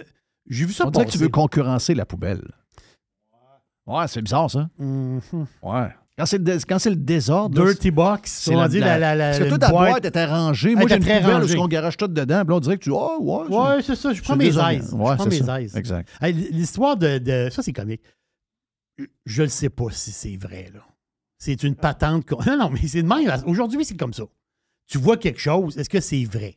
Tu sais, quand tu vas magasiner, tu vas au supermarché, il y a des espaces de stationnement réservés aux handicapés. Depuis toujours, il y a eu des espaces pour handicapés. Là, dans les dernières années, peut-être une dizaine d'années, ils ont rajouté des espaces pour les femmes enceintes ou les petites familles, choses comme ça. Très le fun. Et là, l'affaire, c'est que ils ont rajouté, je ne sais pas si c'est vrai, mais il y a une photo d'un IGA, je ne sais pas il est où. Un IGA c'est des espaces pour les détenteurs de sacs réutilisables. Non, mais t'as un peu, là. Bon, ben là, moi, là, je vais vous le dire tout de suite, là. OK. Moi, je veux pas me faire soigner par une infirmière qui utilise des sacs jetables. Ça, c'est clair. On est-tu rendu là, là? Un espace. Mais t'as pas... Non, mais c'est une joke, ça. D'après moi, c'est une joke. Oui, mais la photo est claire, là. C'est une photo prise dehors, puis tu vois carrément les stationnements pour ceux qui ont des sacs. C'est malade. Non, mais je sais pas, là. Je trouve ça vraiment, vraiment capoté. Donc, c'est une petite blague de même. Hey, Si tu mettais, Jeff, parce que Ça, j'aime ça. oui. Mais Si ça me frustre. Si tu mettais 1000 piastres Dans quoi, là? dans Canada Goose en 2017, OK, ça fait pas longtemps, là. non, ça fait pas longtemps. Canada Goose arrive en bourse. Très belle compagnie. À un moment donné, ils veulent se financer encore plus. Ils décident de prendre le chemin, de rentrer en bourse. Y a-tu vraiment des caves qui achètent des trucs Canada Goose à 325 piastres? Ça a l'air que oui. Ils sont à 250. Yes! OK. C'est beau. Ben oui, moi, j'ai les mis à 250. OK. Mais ce que j'avais pas vu, c'était le site US. Il y a quelqu'un qui a répliqué que le site canadien, c'est 325. OK, c'est quand même pas pire. Une tuque. Paraît-il Ça doit être chaud Qui a- dans le crif. qu'il y a des casquettes à 150. Oh! Mais ça tente quand Oui, même. mais ça me donne pas vraiment. C'est une casquette. Là. Oui. Mais si tu mettais 1000 pièces dans Canada Goose en 2017, aujourd'hui, ton 1000 pièces, il vaut 1000 pièces. Oh, OK! Non, une banane, Oui, c'est ça. Je pensais que tu allais dire du 1000. Non. OK, ça va pas bien? Non, ça. Ben, il y a eu, quand ils sont rentrés en bourse, il y a eu une poussée sur le stock, parce que bon. Mais là, ça traîne de la patte un peu. Puis tu veux dire, ça gosse. On va le dire de même. C'est-à-dire Canada Goose, ça gosse. Mais là, l'affaire, c'est que cette compagnie-là, quand même, 1,2. Comment ça le dire, la guenille, là? Ça monte. Mais tu m'avais demandé à un moment donné, il y a 1 an et demi, tu m'avais dit, est-ce que Canada Goose est rendu en haut de la montagne? Oui, parce que je voulais y mettre des sous. Et qu'est-ce que je t'ai dit? Tu as dit non, je pense qu'il est rendu de l'autre bord. J'ai dit oui, exact. Il a pogné le sommet, puis il commence à faire de la trail, mais par en bas. Exact. Bon. Canada Goose, c'est gros. Canada Goose, c'est 1,2 milliard de revenus. Profit brut, le profit brut, c'est 733 millions de dollars net. Ça, c'est quand tout est payé en bas de la feuille. C'est 66 millions.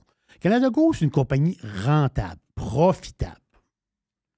Ils ont 51 magasins à travers le monde. Donc, ils ont des super magasins. Ils ont une présence web dans 56 pays. C'est pas rien. Beaucoup de business en Chine. Justement, ils ont un nouveau boss en Chine depuis quelques mois seulement. Ils sont allés chercher un kingpin, parce que la Chine, c'est un des gros marchés. Ils sont allés chercher un master, M. Lee, qui s'appelle. Ah, regardons. Oui, M. Lee. Larry Lee. J'aime son Même nom. nom que le gars qui a le dépanneur au coin de chez nous. Oui, Larry Lee. Mais lui, ce monsieur-là, M. Lee, lui, il travaillait chez Richemont. Richemont, c'est qui? S'ils ont des grands groupes de... Richemont, c'est suisse. S'ils ont des grands groupes de luxe dans le monde. Exemple, Montblanc. c'est eux Oui, autres. les crayons. Crayons. Cartier, c'est eux autres. Il y en a plein de marques, mais Oui. Richemont, c'est suisse. Lui, il était chez Richemont. Ils ont dit, Monsieur Lee, venez avec nous autres. Là, c'est lui qui s'occupe en Chine de Canada Goose. Parce que Canada Goose, c'est du luxe. C'est du grand luxe. là. Ben oui. Pat Lagacé en a. Oui, Ça prend des riches. des manteaux à 800-900, puis ça, c'est l'entrée de gamme. Tu as des côtes à 1500, puis tout ça. On sait c'est quoi. Moi, je prends mes manteaux chez Costco. Y en a-tu du Canada Goose chez Costco? Non. Ah. Non, ça, c'est. Là, il peut y avoir des copies. Des fois, on voit des copies, des espèces de côtes avec des ronds. Avec des ronds, ouais. Oui, mais c'est des genres de copies. Là. Et on s'entend-tu que c'est pas. Il y a de la laine minérale dedans. Non, c'est plus de la laine minérale, exactement ça. La fin, c'est qu'hier, ils ont déposé leur nouveau plan stratégique. Les actionnaires de longue date sont un peu tannés. À un moment donné, les actionnaires, ils veulent que ça monte. C'est-à-dire, ça n'enlève rien à la compagnie. C'est une compagnie extraordinaire. Mais les actionnaires sont un peu tannés. Donc là, ils ont sorti un nouveau plan stratégique sur 5 ans. Ils veulent élargir la base de consommateurs. Puis là, moi, je suis toujours un peu boursicoteur, c'est barre. Puis Ça veut dire quoi? Ça veut-tu dire qu'il va y avoir d'autres affaires? Voilà. Puis on va aller chez TJ Maxx, chez Marshall pour avoir du stock. Non? Non. C'est un peu ce que Michael Kors a fait. Oui, Michael Kors ont fait ça. Puis même Kate Spade. Kate Spade, oh boy, Kate Ben, Spade, ça, c'est une histoire. Moi, j'ai fait de l'argent avec des joueurs. Ben oui, mais Kate Spade, tu peux avoir... ma fille s'est acheté un genre de porte-monnaie Kate Spade ou je sais pas trop, a eu ça à Noël. Pogné chez TJ Maxx. OK, là, tu me déchires le cœur quand tu me dis ça. Ben, c'est ça, pareil. Parce que moi, j'étais un vieux actionnaire. Ton histoire, un jour, je te raconterai ça. Mais je veux dire, moi, Kate Spade, j'y ai cru et j'ai fait de l'argent avec Kate Spade. Mais là, tu me dis qu'il liquide du stock chez TJ Maxx. Oui. OK, là, ça me fait Ça te fait mal. quelque chose. En dedans de moi, ça me fait quelque chose. Mais en tout cas, Canada Goose, ils veulent se lancer dans les lunettes fumées, les sacs, les sacs, les bagages, tu sais, les bagages à main pour voyager ou les sacs. Ils veulent rentrer dans des articles pour la maison, Donc, vraiment, là, ils veulent s'en aller dans Ben, un... voyons donc, Oh, des ils plans pour veulent- se casser la gueule. Non, c'est ça. Ils veulent... Et Mais que c'est dangereux, ça. c'est le nouveau plan stratégique. Ça, c'est J'ai dangereux. trouvé ça un peu spécial, mais c'est vraiment là qu'ils s'en vont. Ils veulent rajouter beaucoup de produits et aussi, ils veulent viser la publicité. Ils veulent viser beaucoup plus la génération Z. C'est qui, ça, la génération Z? C'est-tu ma fille, ça? C'est-tu mes Ben filles? oui, c'est 15 à 25 ans. C'est mes 2 filles. C'est tes filles. OK. Donc, Canada Goose, Mes filles savent compter, là. C'est mieux d'arriver avec quelque chose qui a de l'allure. mais c'est ça. Mais la question que je me Remarque posais... qu'ils portent du Lululemon. Oui, Beaucoup de Lululemon. c'est dispendieux du loulou. Mais c'est un excellent produit. Exact. Oui. Donc, ils veulent vraiment viser la génération Z qui disent que... Puis là, on le voit sur les publicités, on le voit sur le site Internet. Les visages, c'est beaucoup plus jeune que c'était. Là. Avant ça, tu avais des gars avec des barbes grises un peu. Tu avais du monde en trentaine, Moi, en je pense quarantaine. qu'ils devraient prendre des femmes avec des barbes. Non, peut-être. Un homme avec une bédaine enceinte. Tu vois sur le site de... Ça marche au fond. Ou encore, tu sais, t'as un genre de manteau Canada Goose. T'es tout nu en dessous, sauf une paire de bobettes, puis t'es un Oui. gars, mais t'as un spot rouge. Là, Oui. ça dit, Canada Goose salue les hommes menstrués. Oui. C'est une patente de même. Moi, je pense. Il devrait mettre au marketing. Ben, tu prends Sam Smith, carrément. Ah, tu prends carrément Sam Smith. Est-ce que son côte rouge, c'est un Canada Goose? Oui. Il est assez large, merci. Oui. Ah oui, Sam, je sais pas s'il est végétarien, mais il doit manger beaucoup de pain. Oui. Il y en a un qui mange beaucoup. Qui? Jerry. Non, ben oui, mais je suis pas dans cette catégorie. Jerry fait du fasting. Ben oui, 15 minutes. Non, mais pour vrai, je suis assez raisonnable dans ce temps-ci. Oui, t'es raisonnable. Très raisonnable. Hey, il a mangé une soupe hier. Ben oui. Ouais, avec un sac de peanuts. Là. Un peu de peanuts, des soupes, puis une pomme, quand même. Oui. Donc, c'est pas si bien que ça, là. C'est pas si bien que ça. Mais, Mais demain, gardez-vous de la place. Demain, on s'en va au Normandais manger une pizza. Oh! t'es sérieux? Oui. OK. Je l'avais dit. J'ai dit en revenant. Non, mais je on pensais va que c'était manger l'autre une pizza. semaine. Ah, on y va cette semaine. OK. Ah, Oui. c'est le fun. D'un coup que je partirais plus de bonne heure. tu prends pas de chance. OK. Non, Mais en parlant de bouffe, je viens d'arriver. c'est ça. En parlant de bouffe, le gars, il s'appelle Lane Johnson. Lainey Wilson? Non, Lane Johnson. La fait, c'est que OK, le gars, c'est pas la country woman. lui, on va le voir dimanche dans la grosse game. Lui, il est sur la O-line des Eagles. Oh.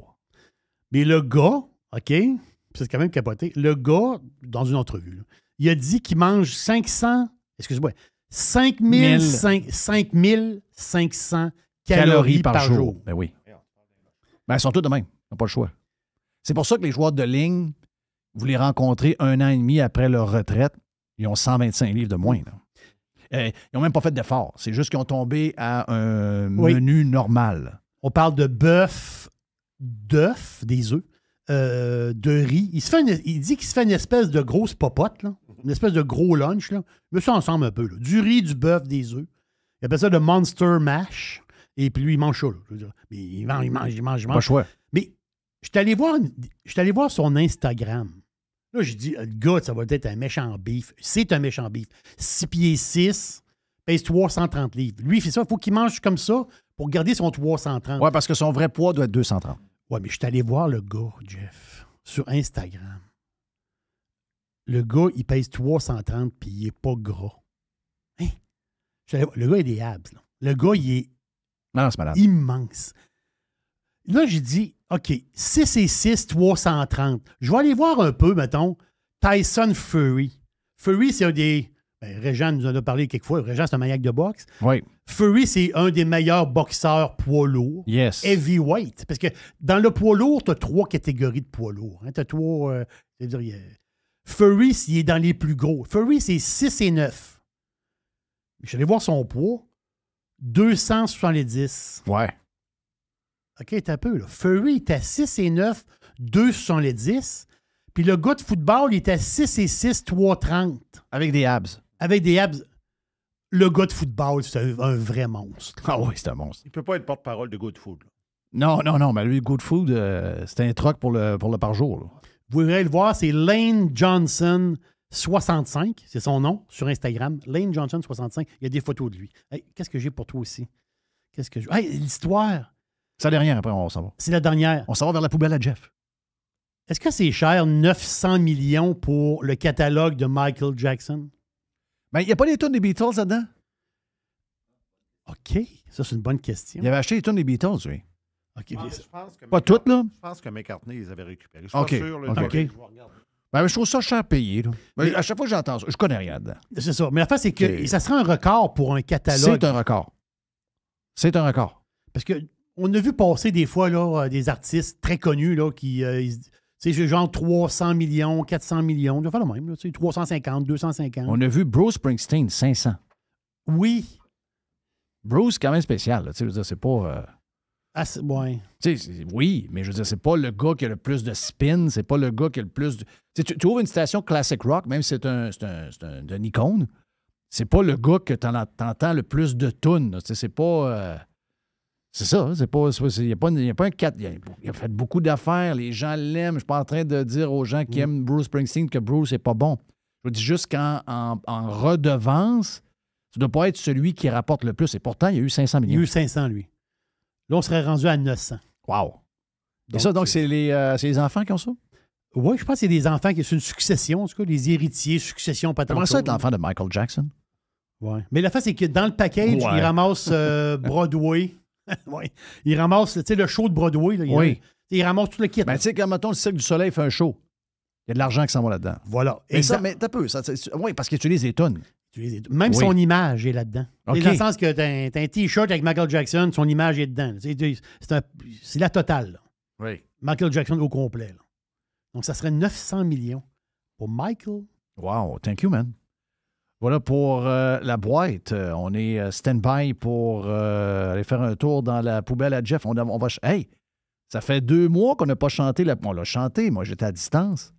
Puis on chantait ensemble. Je veux dire, là, visuellement, on va chanter ensemble la poubelle à Jeff. Tiens-toi. Alors, faut pas qu'on s'en regarde. Faut pas. Non, faut pas qu'on se regarde. Faut pas qu'on se regarde. Faut chanter comme Luke Combs, les yeux fermés. Ouais. Luke! On vient sur Radio Pirate Live.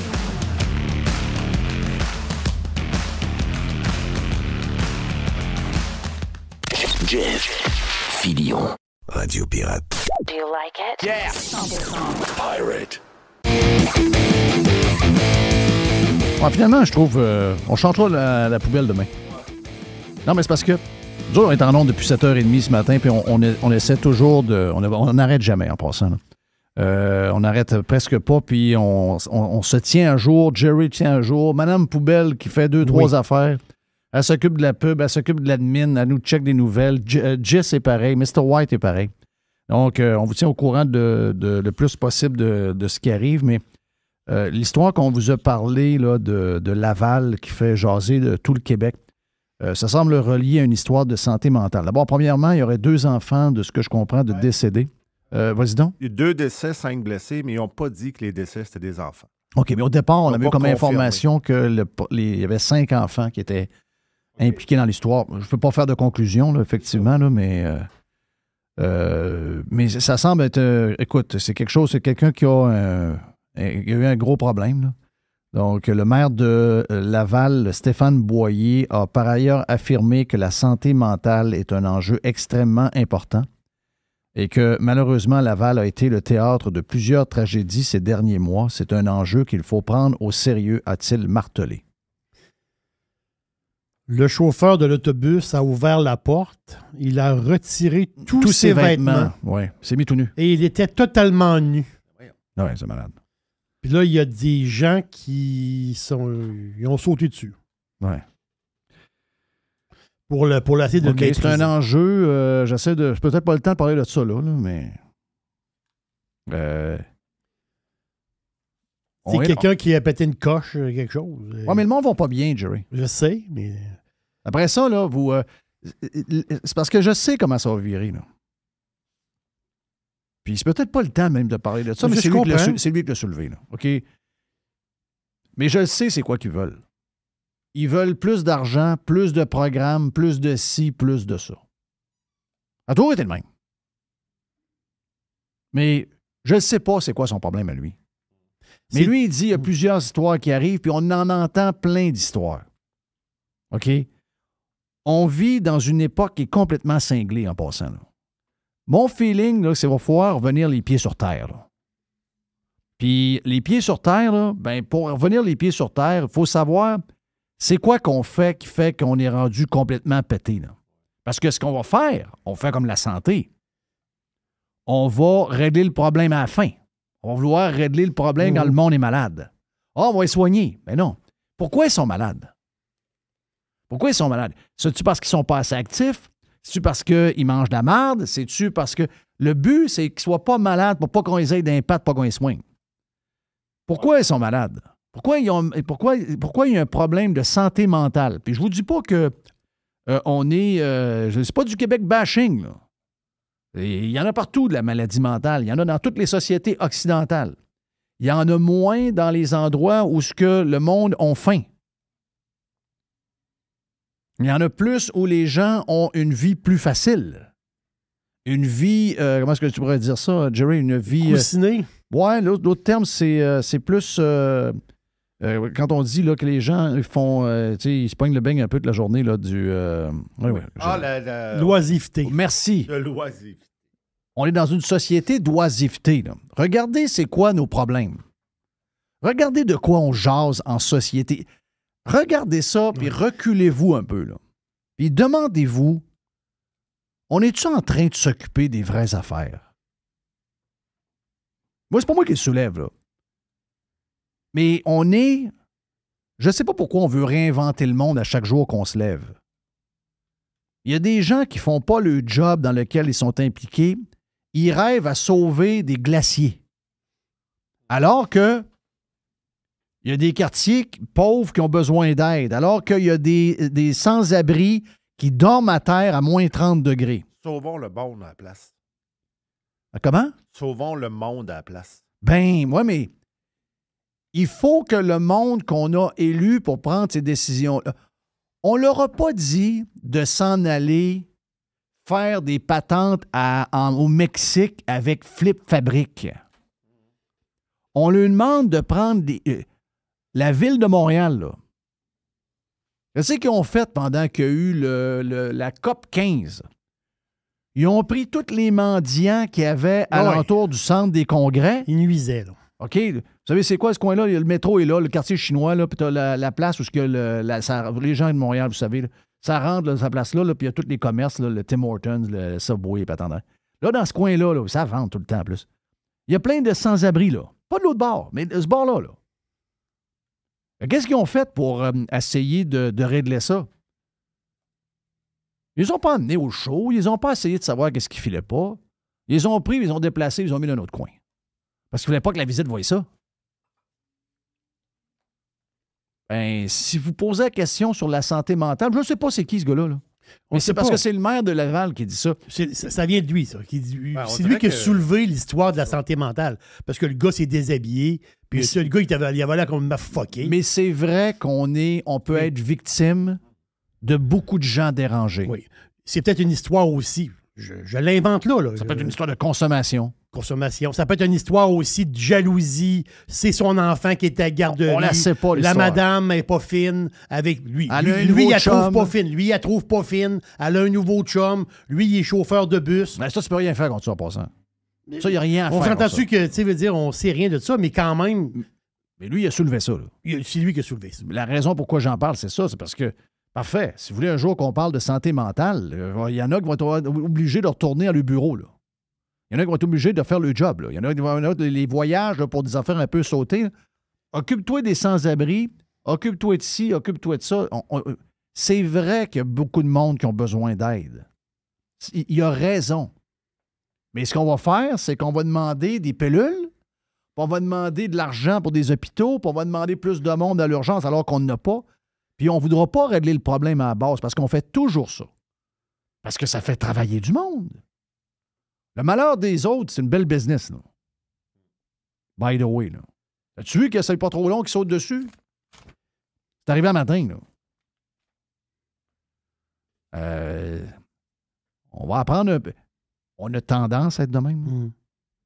Rappelez-vous, après la mosquée, le gars est un auditeur d'une radio de Québec, là. Ensuite, l'autre affaire, c'est une autre chose. On saute sur des conclusions très rapides. Peut-être que ça n'a rien à voir avec ça. Peut-être que le gars était bien en forme. Peut-être que le gars est juste eu un moment de folie, Oui. justement relié à de la Plusieurs jalousie ou affaires. n'importe quoi, on sait pas. Mais il soulève ça. C'est une belle business, là. Le malheur des autres, c'est une très, très, très, très belle business. Je lisais dans le quotidien. Le quotidien. C'est dans ton coin, ça, le quotidien? Le quotidien, c'est le journal Le Soleil du Saguenay. Bon. Il parlait d'un centre de service, autrement dit. Tu fais le 02, là, puis tu parles de prévention du suicide, pour ça. Mais le téléphone n'arrête pas de sonner, là.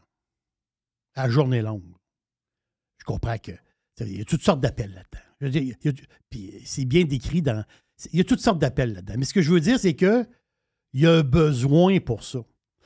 Puis on s'entend-tu que quelqu'un qui prend des téléphones, c'est pas quelque chose qui coûte. Hey, on dépense des millions pour toutes sortes de Christophe de niaiseries.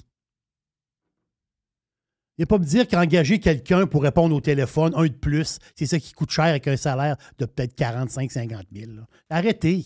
Ah oui. Ça veut dire, moi,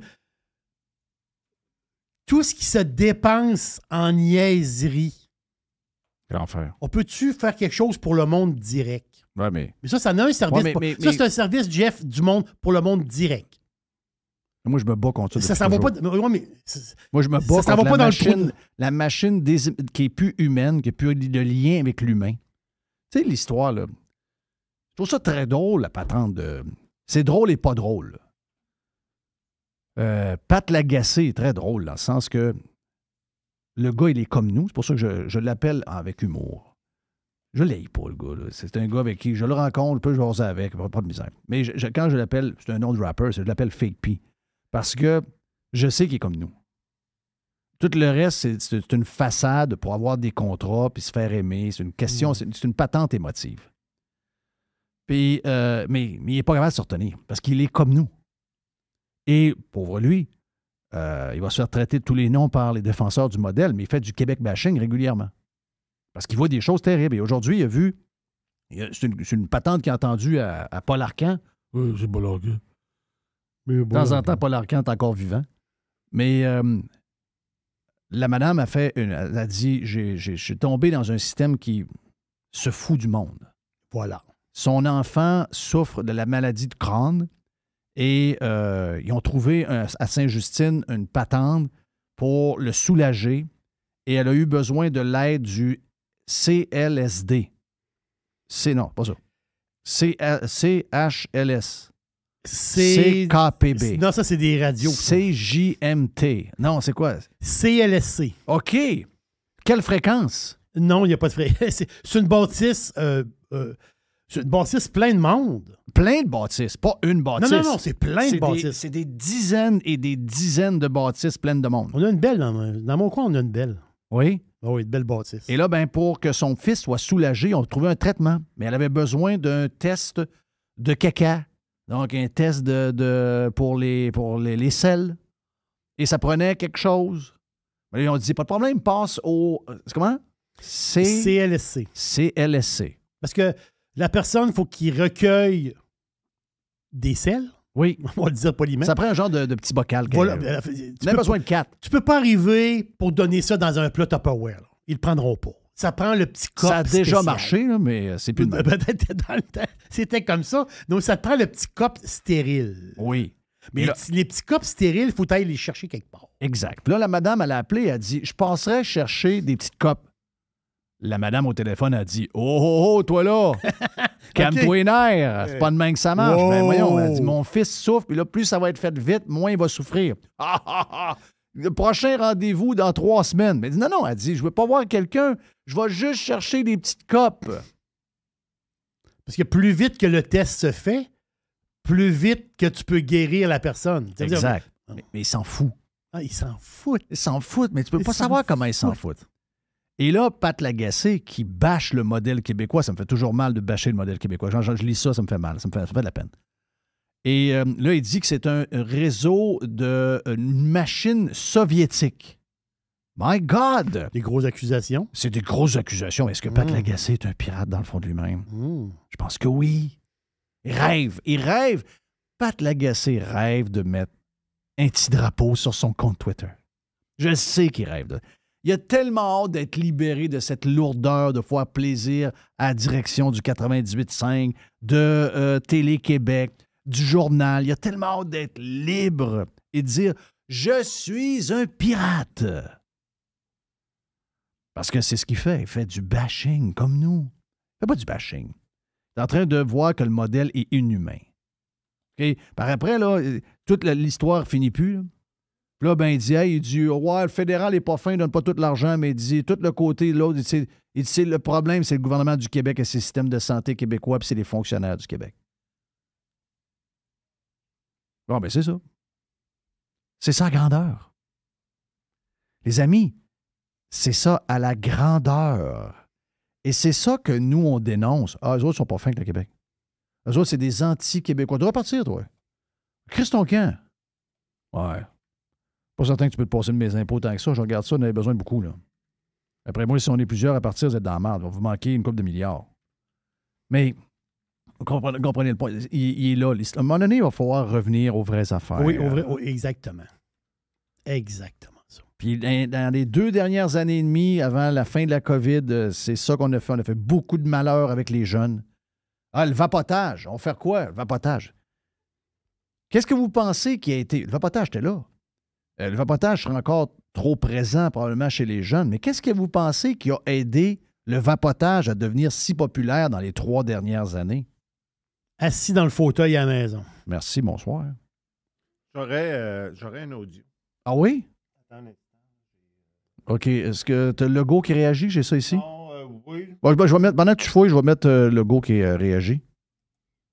Comme père de famille, je suis ébranlé, puis je trouve ça dur. Je peux comprendre l'angoisse qu'ils vivent actuellement. Donc, mes pensées sont vraiment avec les enfants, avec les parents, puis avec les employés de cette garderie. OK. C'est quoi d'autre? Oui, c'est ce que je suis en train de faire. Le troisième, c'est... j'ai pas son nom, mais c'est un gars qui était le voisin de la garderie. Puis lui, quand il a vu ça, il a entendu du bruit, puis tout ça, il est sorti dehors. Là, il a foncé sur... il a foncé à pied sur l'autobus pour voir, puis tout ça. Puis là, lui, il a... C'est quoi l'autobus, hein? C'est une bus de ville. Ah, c'est pas un autobus? Non, c'est pas l'autobus scolaire. C'est l'autobus du transport de Laval. Je sais pas c'est quoi le nom de une bus de ville, là. OK. Puis lui, il est allé sur place, puis tout ça, pour constater. Il a bien vu que l'autobus était rentré dans la garderie. Puis là, ben, il a maîtrisé, il a participé à maîtriser le chauffeur d'autobus. Mm-hmm. Là, il a raconté son affaire. Oui. Parlez-moi du chauffeur encore. Vous avez maîtrisé un homme qui semblait complètement hystérique. Décrivez-moi un peu son attitude. C'est ça. Il criait. Il n'arrête pas de crier. La première chose qu'il a fait, c'est qu'il a retiré tous ses vêtements dès qu'il a ouvert la porte. Si vous savez qu'est-ce qu'il criait? Non, il criait tout simplement. Il n'y a pas de mot qui sort de sa bouche. C'était de la rage, c'était quoi? Il a retiré ses vêtements. Tout est en bas. Son pantalon et son caleçon, tout à fait. Est-ce que vous avez eu de la difficulté à le maîtriser? Oui. Qu'est-ce qu'il faisait quand vous... Réellement, je vais vous déjà être honnête, on l'a frappé carrément pour le maîtriser. On l'a mis par terre. Et j'ai entendu à la dernière minute la policier pour venir les mettre les menottes, réellement. Est-ce qu'il voulait s'en prendre à d'autres personnes? Est-ce qu'il s'en venait? Non, mais il était dans un état, il était dans un autre monde, réellement. Oui, il était dans un autre monde, carrément. Est-ce que l'autobus allait vite? Est-ce que vous avez vu... presque à 30-40 heures 30-40 km par heure. Il a foncé. Vous dites qu'il a foncé? C'était délibéré. Je sais pas, mais c'est pas... Sincèrement, d'après ce que j'ai vu, c'est pas un accident.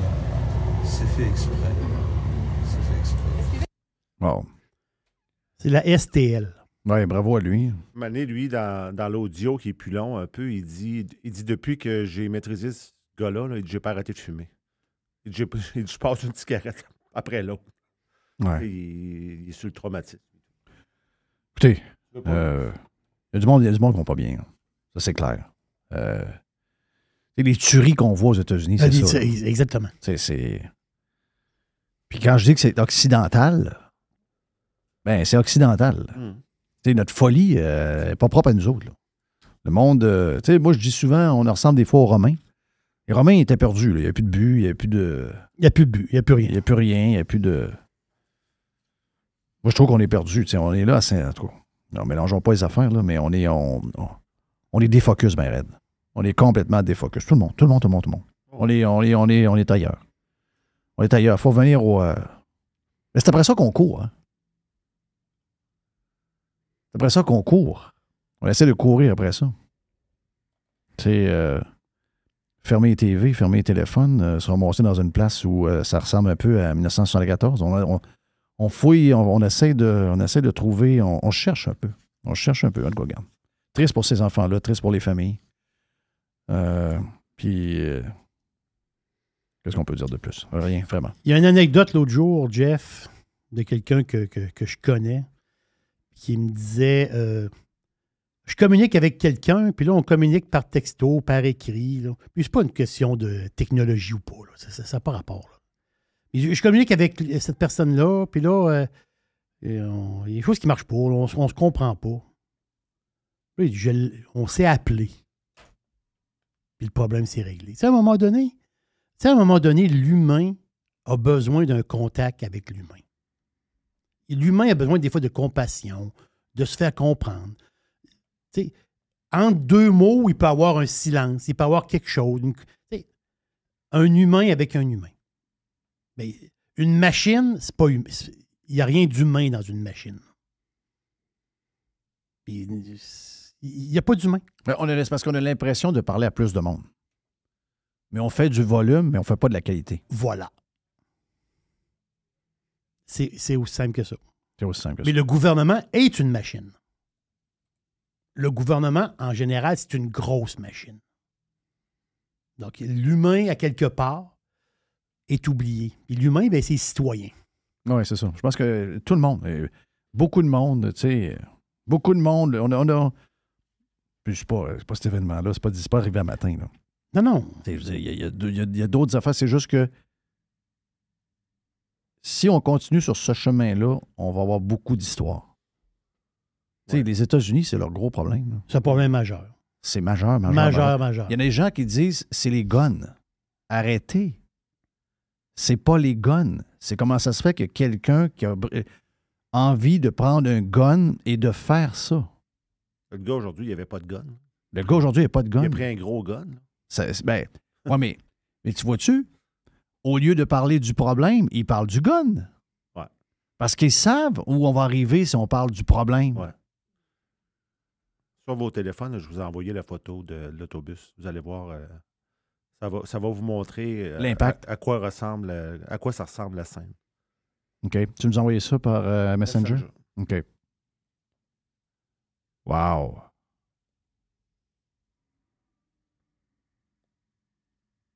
Il faut être vraiment Il s'est donné un swing. On t'entend-tu?